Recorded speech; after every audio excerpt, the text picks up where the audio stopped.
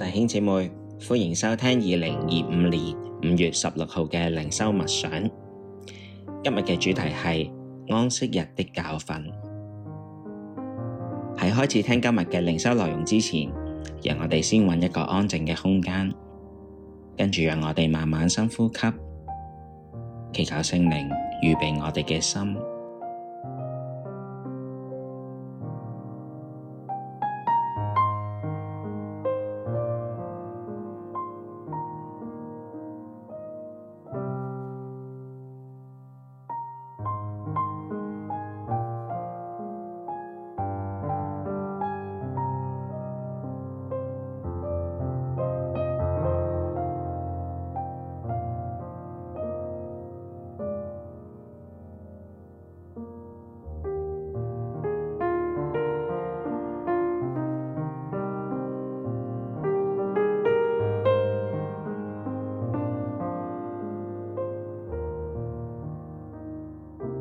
經文，今日我哋讀嘅經文係出自路加福音6章1至11節和修版。有一個安息日，耶穌從麥田經過，他的門徒摘了麥穗，用手叉着吃。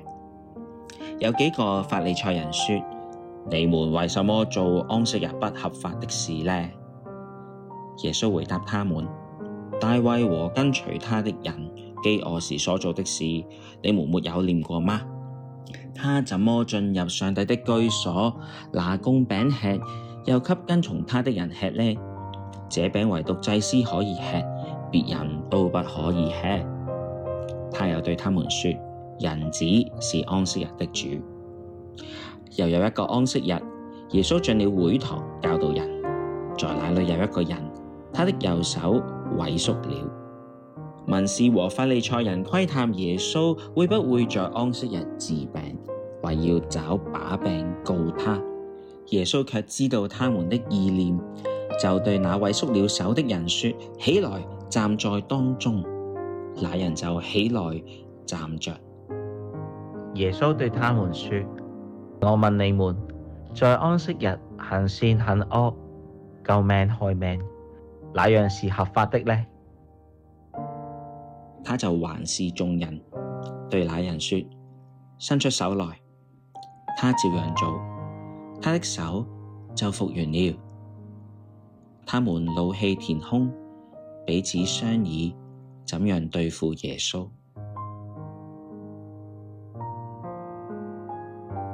觀畫，弟兄姊妹，今日我哋所觀賞嘅係19世紀蘇格蘭畫家約瑟夫·諾艾爾佩頓所畫嘅黎明，路德在阿爾福特。馬丁路德係中世紀嘅宗教改革家，佢本來係一個修士，雖然佢成日都進行苦修，卻硬係覺得自己做得唔夠好，認為自己唔會俾神接納。直到佢偶然間細讀羅馬書同埋加拉太書，佢漸漸俾保羅因信稱義教導所光照同埋啟發，體會到神嘅救恩唔係憑自己嘅努力苦修所賺得，於是佢嘅生命就得着釋放。後來先至有宗教改革嘅發生，挑戰天主教教會，正視佢哋嘅不足之處。呢幅畫所描述嘅就係佢嘅生命被光照嘅畫面啦。喺開始導航默想之前，讓我哋先靜靜觀看呢幅畫。你可以留心其中嘅構圖、人物、動作等等。當你細睇呢幅圖嘅時候，佢帶畀你乜嘢感受同埋諗法呢？唔知道天父通過呢幅畫，佢想同你講啲乜嘢嘢呢？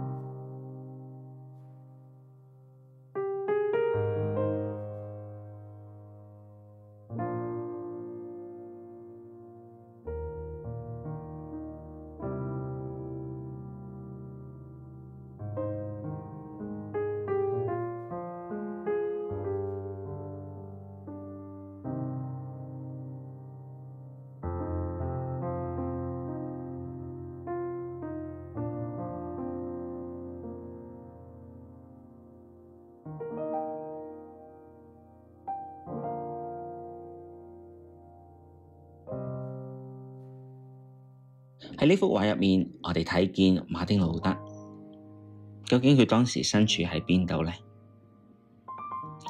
從左邊背景隱約睇到教堂嘅玻璃窗，以及祈禱櫃墊同埋經書架。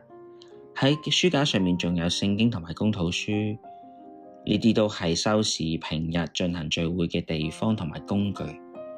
可以見到呢度就係修道院，但係呢刻嘅馬丁路德，佢係瑟縮喺修道院嘅另一間房入面，佢翻開咗一本厚厚嘅拉丁文聖經，仔細咁閱讀經文。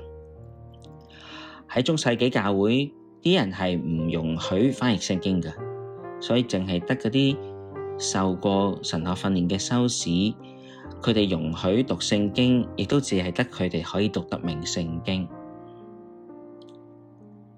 於是乎，好多唔識拉丁文嘅會眾，只能夠透過教堂嘅壁畫同埋主日崇拜嘅正道，去理解聖經整體嘅教導。讓我哋又睇下馬丁路德嘅面容。當刻佢目無表情，厚厚嘅眼袋正好反映佢嗰種被罪疚感所折騰嘅狀態。而當佢用左手托住自己嘅頭嘅時候，又呈現出一種充滿住煩惱同疑惑嘅樣。呢個畫面同桌子下面畫咗耶穌喺客西納瑪利園祈禱嗰個樣係互相輝映。畫家喺度似乎喺度說明，馬丁路德其實唔孤單，因為耶穌都曾經面對過極大嘅屬靈掙扎，而主耶穌就喺禱告中得着力量，勝過那惡者嘅攻擊，於是毅然踏上苦路。所以耶穌都好明白馬丁路德所面對嘅信仰疑惑，亦都會幫助馬丁路德得着力量面對。就喺呢一刻，窗邊正好有光照入嚟，經窗框隔一隔呢，牆壁上嘅光仿佛一道光線，讓我哋睇到馬丁路德嘅生命俾神光照咁樣。原來佢被自己所讀嘅經文所震撼，於是佢茅塞頓開，領略到神對人嘅拯救並唔係人憑自己嘅努力所賺得嘅。牆壁嘅光線亦都仿佛一道暖流，醫治咗馬丁路德被罪所傷嘅生命。所以佢仿佛浪子比喻中嘅小兒子咁樣，本來失喪嘅終於被揾返啦。天父要為佢預備一雙新嘅鞋，歡迎佢嘅回來。喺馬丁路德嘅上方，亦都即係窗框後，我哋睇見教宗嘅肖像喺陰影之下。呢個佈局似乎喺度暗示，當時教會若果唔再正視自己嘅問題，就只會落入幽暗之中，冇辦法引導人到神面前。無論係教會定係人，都需要不斷正視聖經嘅教導，尋求正確了解神嘅心意，咁樣先至會有出路。喺啱先嘅經文嗰度，耶穌喺安息日摘麥穗同埋醫治人嘅舉動，觸怒咗猶太嘅宗教領袖，但係耶穌卻係指出呢啲嘅舉動並冇同神話語嘅教導相違嘅。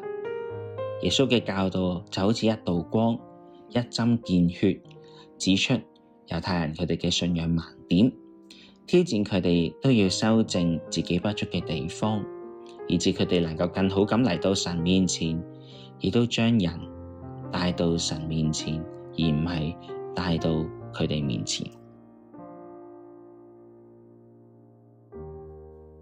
弟兄姊妹，讓我哋去思想，檢視一下我哋嘅小組生活方式，我哋彼此對追求認識神嘅話語嘅氣氛係點呢？